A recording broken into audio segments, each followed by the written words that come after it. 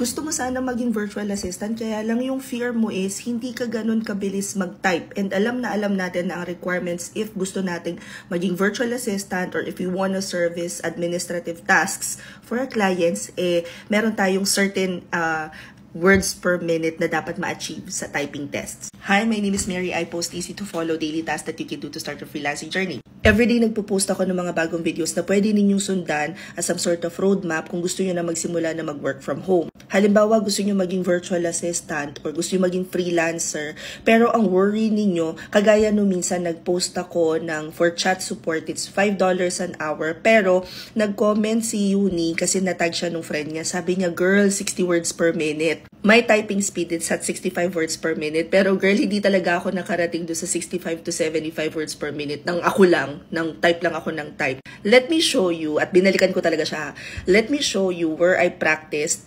Website ito where you can train your typing absolutely free. By the way guys, this is task number 49 already for 364-day challenge. Kung hindi pa kayo nakakasunod, that is okay. All you have to do is go to my profile, tapos pwede nyo i-click to, or pwede nyo i-click yung link sa bio ko. I-follow nyo na rin ako, baka naman. Kung nasa Instagram ko naman kayo, pwede nyo i-click to. And I also have 2 Facebook pages na pinopost ko to, so check nyo na lang yung caption kung sa Facebook nyo siya napanood. I'll also try and post it here sa aking YouTube account. But if you're looking for videos, free training materials, it's actually on this YouTube page. Pag naklik nyo na yung link sa bio ko, makikita nyo tong page na to, i-click nyo lang 364-day challenge. It will open this page, tapos nandyan na kada task number hanggang sa pinakang baba. I-click nyo lang yan, tapos mapapanood nyo na yung assigned video for that day. Anyway, going back, so if you guys are not yet confident sa inyong typing skills, you can go to typingtest.com/trainer. Tapos makikita nyo na to. Dito sa side, pag tinik nyo typing courses, lalabas ng lahat to. Ito ay 20 minutes per, siguro parang 20 minutes siya per session.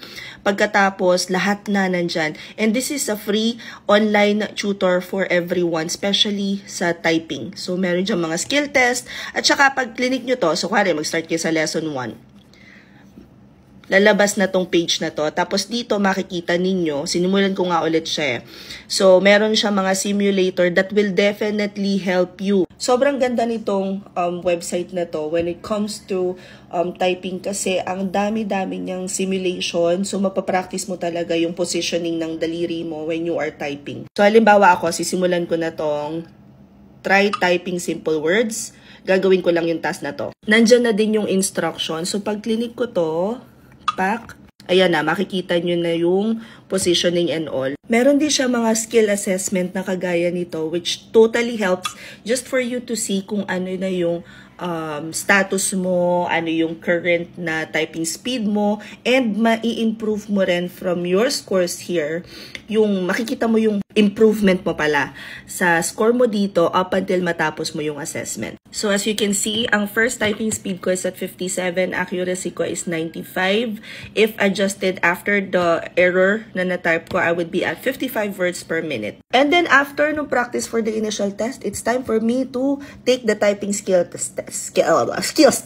When I took the assessment, it says here my current typing speed is at 56, accuracy is 97%, and after removing or deducting yung error ko sa tinype ko, my current speed is at 54 words per minute. For my motoric, 1 warm-up, 164 hits, 9 miss, 94% accuracy. Sobra nakakatuwa to kasi it reminds me of yung mga ergonomic ways of typing, paano yung proper placement ng daliri mo para mas ma-hit mo ng tama yung keys.